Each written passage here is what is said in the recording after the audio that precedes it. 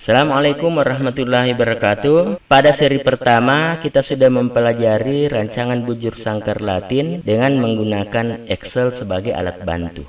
Kali ini kita akan mempelajari bagaimana analisis rancangan bujur sangkar Latin dengan menggunakan SPSS sebagai alat bantu. Sebelum kita menonton videonya, bagi teman-teman yang belum subscribe, silahkan klik tombol subscribe, klik loncengnya, like dan komen, dan bagikan ke media sosial teman-teman semua. Ya, jadi untuk pengantar, kita misalnya akan melakukan penelitian pengaruh lama perebusan terhadap keempukan kabenga. Kabenga ini adalah daging ikan pari yang dikeringkan. Kita ingin membuat dia empuk dengan mencoba melakukan 4 lama perebusan. Katakanlah perlakuan A, perlakuan B, perlakuan C, perlakuan D. Kemudian rencananya membuat ulangan 3 kali dengan parameter yang diukur adalah organoleptik oleh panelis dengan 5 skala. Skala 5 sangat empuk, skala 4 empuk, skala 3 ragu-ragu, skala 2 tidak empuk, skala 1 sangat tidak empuk. Kemudian setelah kita melakukan pengecekan terhadap sumber daya yang kita miliki, ternyata sumber daya kita itu hanya ada panci Prestomere Texa 1 buah, panci Prestomere Ukra 1 buah, panci Prestomere Sky 1 buah, panci Prestomere Dili 1 buah. Kita mungkin akan berpikir rancangan apa yang tepat dengan sumber daya yang kita miliki. Nah, apakah rancangan acak lengkap? Nah, kita tahu bahwa rancangan acak lengkap itu menuntut persyaratan semua homogen. Sehingga kalau misalnya kita punya 4 perlakuan 3 ulangan, 3 kali 4 12, kita butuh 12 panci presto yang homogen. Homogen merek, homogen tahun pembelian, dan seterusnya. Kemudian kalau kita menggunakan rancangan acak kelompok, kalau misalnya kita mempunyai 4 perlakuan dan 3 ulangan, maka paling tidak kita butuh 4 buah panci dengan merek Ukra, 4 buah panci dengan merek Sky, 4 buah panci dengan merek Deli misalnya. Sementara tadi kita hanya punya 1 Ukra, 1 Texa, 1 Deli, 1 Sky, ya. Sehingga pada kondisi yang sangat-sangat minim akan sumber daya, rancangan yang bisa digunakan adalah rancangan bujur sangkar Latin. Rancangan bujur sangkar Latin mempunyai syarat-syarat. Sesuai dengan namanya, square itu bujur sangkar. Bujur sangkar itu adalah bangun yang panjang dan lebarnya sama. Rancangan bujur sangkar Latin itu mensyaratkan jumlah perlakuan sama dengan jumlah ulangan. Kemudian dalam rancangan bujur sangkar Latin ada istilah baru, yaitu baris dan kolom. Sehingga jumlah perlakuan sama dengan jumlah ulangan sama dengan jumlah baris sama dengan jumlah kolom. Jadi semuanya itu harus sama. Nah, kemudian dalam pengecakannya tidak ada perlakuan yang terulang dalam baris dan kolom yang sama. Nah, dengan demikian kita sudah memutuskan untuk membuat rancangan bujur sangkar Latin. Dengan syarat RBL ini kita menjadikan 4 merek dari panci ini sebagai ulangan. Sehingga kita kemudian menetapkan 4 perlakuan, 4 jenis panci, jumlah baris 4, jumlah kolom 4. Sehingga yang kemudian menjadi baris adalah merek panci Presto, dan kolom, nah kolom itu kita putuskan adalah waktu pelaksanaan percobaan. Jadi mungkin ini review pengecakan. Kalau di RAL kita bebas menempatkan semua perlakuan ulangan ini di mana saja tanpa batasan. Kalau RAK kita diikat oleh ketentuan bahwa dalam suatu kelompok semua perlakuan harus ada. Jadi dalam panci Presto merek Texa itu ABCD harus ada. Tidak boleh misalnya AA, BC, A-nya 2 kali tapi D tidak ada. Nah, kemudian di rancangan bujur sangkar Latin ada persyaratan tidak ada perlakuan yang terulang. Sehingga ini adalah contoh pengecakan yang benar. Jadi ke sana tidak ada berdasarkan baris, tidak ada perlakuan yang terulang. Berdasarkan kolom tidak ada perlakuan yang terulang. Sementara tadi di rancangan acak lengkap. Nah, kita lihat misalnya. Nah, di baris 1 di sini ada A1, di sini ada A3. Berarti A-nya terulang 2 kali. Di kolom 3 ada D2 di sini, ada D3 di sini, D-nya terulang 2 kali. Nah, ini pengulangan perlakuan ini pada kolom dan baris yang sama itu sama sekali tidak boleh terjadi di rancangan bujur sangkar Latin. Nah, ini contoh pengacakan yang menggunakan baris panci sebagai baris dan waktu pelaksanaan pengukusan sebagai kolom. Jadi misalnya karena kita hanya punya teksa ukra sky daily, maka di pagi hari teksa itu kita kasih perlakuan C, di siang hari kita kasih perlakuan D, di sore hari kita kasih perlakuan B, dan di malam hari kita kasih perlakuan A. Sehingga teksa ini dipakai memasak untuk semua perlakuan. Ukra juga dipakai memasak untuk semua perlakuan, meskipun dibagi-bagi bahwa di pagi hari perlakuan B di ukra, siang hari perlakuan C, sore perlakuan A, malam perlakuan D. Jadi semua teksa ukra sky daily ini dipakai memasak semua perlakuan ABCD pada hari-hari yang berbeda. Ya, jadi ini contohnya ya. Jadi tidak boleh teksa ini dipakai memasak 2 kali C, tapi tidak pernah dipakai memasak D, misalnya ya, seperti itu. Nah, katakanlah kita sudah mendapatkan hasil, kita sudah mendapatkan nilai dari panelis seperti ini, maka kita harus melakukan manajemen data sebelum memindahkan data ini ke lembar kerja dari SPSS. Ya, jadi apa yang harus kita lakukan sebagai persiapan? Maka kita membuat data-data yang kita dapatkan tadi ini dalam bentuk kolom, karena kita tahu lembar kerjanya SPSS itu dalam bentuk kolom. Jadi kita misalnya bisa memutuskan untuk menyusun data berdasarkan arah dari atas ke bawah. Misalnya kita sudah bikin urutan, yang pertama lama pengukusan, kemudian baris, kolom, kemudian nilai organoleptik. Nah, lama pengukusan yang terdiri dari perlakuan A, B, C, D itu kita ambil dari tabel yang sudah berisi dengan data-data hasil pengamatan. Jadi misalnya CBDA, kita ambil di sini CBDA. Kemudian untuk baris, ya yang baris kan ini teksa baris pertama, ukra baris kedua, sky baris ketiga, daily baris keempat. Jadi ini teksa ukra sky daily disimbolkan 1 2 3 4. Maka di sini 1 2 3 4 untuk baris. Maksudnya baris 1, baris 2, baris 3, baris 4. Untuk kolom, berhubung karena teksa ukra sky D atau 2 2 3 4 atau CB DB yang ada ini semuanya berada di kolom pertama, maka kolomnya adalah 1 1 1 1 1 semua.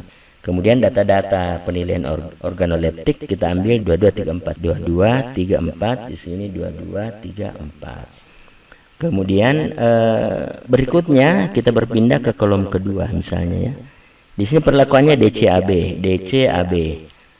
Kolomnya barisnya ya tetap 1 2 3 4, kolomnya 2 karena dia ada di kolom 2. Kemudian organoleptiknya ya 1 2 5 3. Di sini 1 2 5 3. Kemudian berikutnya lagi kita pindahkan urutan perlakuan ini ke sini. Nah, di sini yang ketiga ini BACD, di sini BACD. BACD ini adanya di baris 1 2 3 4. Jadi BACD 1 2 3 4. Di kolom ketiga. Ini kan pagi siang sore. Sore ini kolom ketiga. Jadi kolom ketiga 33 tulis 4 kali, kemudian nilainya ya berarti 34 34. Inilah 34 34. Kemudian yang terakhir ADBC, ini ADBC. itu berada pada baris 1, 2, 3, 4, 1, 2, 3, 4 pada kolom keempat. Jadi 4 semua di sini untuk kolom. Kemudian organoleptiknya 5, 2, 4, 3. Ini 5, 2, 4, 3. Jadi setelah kita susun datanya seperti ini, jadi kita rubah tampilan data yang ini menjadi bersusun seperti ini untuk disesuaikan dengan penampilan data di lembar kerja dari SPSS. Maka, nah setelah ini kita siapkan, selanjutnya yang kita lakukan adalah membuka lembar kerja dari SPSS. Nah, kita sudah mempelajari dari 2 kuliah sebelumnya bagaimana mengawali, bagaimana memilih variabel view di sini. Kemudian kita definisikan lama pengukusan itu sebagai variabel pertama. Nah, ketika kita mengecek atau mengklik value di sini, disinilah kita melakukan pendefinisian bahwa kalau saya menyebutnya 1, itu artinya perlakuan perlakuan A. Kalau saya menulis 2, ya, itu perlakuan B, 3 perlakuan C, 4 perlakuan D. Caranya tadi di value ini kita tulis 1, kemudian di label kita tulis perlakuan A, baru add, ya. Silahkan nonton pada seri rancangan bujur sangkar, rancangan acak lengkap dan rancangan acak kelompok untuk cara men-setting value label ini apabila ini kurang jelas. Nah, kemudian setelah itu kita memasukkan baris. Kita ketik saja baris di sini, maka ini sudah terisi otomatis. Kita tidak melakukan pendefinisian value di sini ya, karena barisnya kita beri nama baris 1, baris 2, baris 3 dan seterusnya. Demikian pula dengan kolom, kita tidak melakukan pendefinisian value karena ya kolomnya sudah otomatis numerik ya, 1, 2, 3, 4. Nah, kemudian setelah itu kita kemudian melihat atau mengecek susunan data yang kita buat di Excel untuk persiapan atau manajemen data sebelum dipindahkan ke lembar kerja SPSS apakah sudah sesuai. Di sini kita lihat ya bahwa label kolom atau yang paling pertama adalah lama pengukusan, betul ini lama pengukusan. Kemudian baris, ini baris yang kedua. Kemudian kolom ya, nilai organoleptik, kemudian nilai organoleptik. Nah, kemudian setelah itu di Excel kita melakukan penyesuaian terhadap perlakuan itu. Kita tadi melihat bahwa di SPSS itu menginginkan numerik. Jadi kalau kita isikan CBDAADCB, dia tidak akan merespon atau mengeksekusi dalam analisis data. Maka kita harus rubah ini dalam bentuk numerik juga. Jadi sebagaimana tadi kita sudah definisikan di SPSS, kalau kita menuliskan 1 itu artinya perlakuan A, kita menuliskan 2 itu artinya perlakuan B, kita menuliskan 3 itu namanya perlakuan C, kita menuliskan 4 itu namanya perlakuan D. Nah, maka ini C berubah menjadi 3, B berubah menjadi 2, 4, D berubah menjadi 4 dan seterusnya, sehingga perlakuan lama pengukusan ini berubah dari huruf-huruf menjadi angka-angka berdasarkan kriteria ini. 1 untuk perlakuan A, 2 untuk perlakuan B, 3 untuk perlakuan C, dan 4 untuk perlakuan D. Setelah itu kita mengklik data view sehingga yang tampil kemudian adalah ini. Berarti sudah muncul lama pengukusan, baris kolom dengan nilai organoleptik. Nah, kemudian data yang kita sudah susun di Excel tadi ini, di mana yang pertama lama pengukusan itu kita sudah konversi huruf menjadi angka, kemudian barisnya juga di kolom kedua, kemudian kolom di kolom ketiga, nilai organoleptik di kolom ketiga.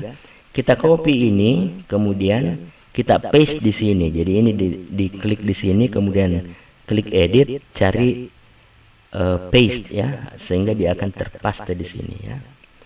Nah, setelah ini terpaste, selanjutnya adalah melakukan analisis data. Kita lakukan adalah klik analyze, kemudian general linear model, kemudian klik univariate. Nah, kemudian akan muncul halaman seperti ini. Jadi lama pengukusan baris kolom nilai panelis sudah masuk, kemudian kita tinggal memindah-mindahkannya ke kanan berdasarkan kolom-kolom yang sesuai, di mana lama pengukusan atau perlakuan kita masukkan ke fix factor.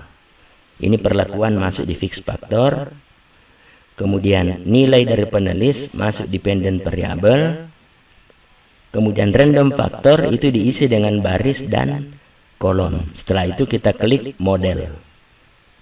Di model ini pastikan kita memilih di tengah build term. Kemudian kini kita pastikan kita pilih yang main effect. Habis itu lama pengukusan kita pilih, kemudian kita klik ini sehingga dia akan ke kanan. Baris juga kita pilih, kemudian kita klik ini sehingga dia ke kanan. Kolom kita pilih, kemudian kita klik sehingga dia ke kanan. Hasilnya seperti ini. Nah, kemudian kita tinggal mengklik ini ya, continue. Nah, mengklik continue. Kemudian setelah itu ya, ini tipe 3 di sini kita tidak ganggu. Kemudian include intercept model ini juga kita terklik ini ya, kita tidak ganggu lagi setelah kita klik. Nah, kemudian setelah itu kita klik post hoc. Nah, di post hoc kita pilih lama pengukusan, kemudian kita pindahkan ke kanan. Setelah itu kita pilih jenis post hoc yang kita akan gunakan, kemudian kita klik continue. Setelah itu kembali lagi ke halaman ini, kita klik OK.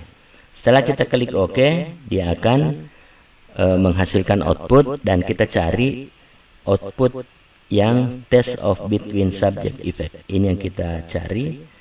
Kemudian kita lihat lama pengukusan nilai signifikansinya 0,014. Ini 0,014, kita lihat kriteria ini. Jika signifikansi lebih kecil dari 0,05 maka beda nyata. Nah, kita lihat apakah 0,014 lebih kecil daripada 0,05. Nah, ternyata 0,014 lebih kecil. Karena itu lama pengukusan ini beda nyata. Nah, bagaimana dengan baris? Baris ini lebih besar daripada 0,05 karena dia 0,094, maka non signifikan. Kolom juga ini non signifikan ya, non signifikan. Sehingga kita kemudian karena ini signifikan, maka kita akan melanjutkan dengan lama pengukusan bagaimana hasil post hoc-nya. Nah, ini adalah hasil uji lanjut dari perlakuan. Nah, cara membacanya, jika dia berada pada kolom yang sama maka dia tidak beda nyata. Namun jika dia berada dalam kolom yang berbeda maka dia beda nyata. Sehingga di sini perlakuan A beda nyata dengan semua perlakuan pada uji Duncan. Sementara pada Tukey, A itu hanya berbeda dengan D dan C, tapi tidak berbeda dengan B. Nah, kemudian cara menampilkannya, kita kasih simbol A di sini, berarti ini DCB ini semua dikasih simbol A. Perlakuan A dikasih simbol tersendiri B. Tapi B, karena B ini ada di kolom 1, ada juga di kolom 2, maka dia mendapatkan simbol AB untuk Tukey. Sementara untuk Duncan, perlakuan A ini benar-benar berbeda dengan semua perlakuan yang lainnya. Nah, selanjutnya kita melangkah ke demonstrasi menggunakan SPSS. Nah, saya kira untuk memasukkan data ini karena ini adalah sudah ketiga kalinya di SPSS ya. Sebelumnya adalah RAL, kemudian RAK, ya ini yang ketiga kalinya, maka saya mungkin tidak akan menerangkan lagi cara memasukkan value ini ya seperti ini. Kita sudah dapat melihat di video sebelumnya yang linknya kita taruh juga di deskripsi, silahkan ditonton. Kemudian setelah lama pengukusan, baris, kolom, nilai organoleptik sudah tersedia, sudah terisi semua. Kemudian di data view kita sudah pastekan tadi dengan mengklik ini, kemudian edit. Kemudian ada paste di sini aktif kalau kita baru saja mengklik dan mengcopy di Excel ya. Maka ini data-data ini pindah ke sini. Selanjutnya kita melakukan analyze, kemudian general linear model, univariate. Nah, kemudian perlakuan lama pengukusan masuk di fix factor. Kemudian dependent variable diisi dengan nilai dari pengamatan atau penilaian dari panelis. Kemudian random factor dimasukkan baris dan kolom. Kemudian kita klik model. Nah, di sini ini kita klik build term, kemudian klik main effect, kemudian pilih lama pengukusan baris dan kolom, pindahkan ke kanan dengan mengklik ini ya. Kemudian ini tipe 3, ini include intercept in model, kemudian continue. Nah, setelah itu kita klik post hop. Nah, di post hop juga ini lama pengukusan, kita pilih, baru kita klik tanda panah ke kanan sehingga dia bergerak ke kanan. Kemudian kita pilih Turkey atau Duncan, kemudian kita continue. Setelah itu kita oke ya.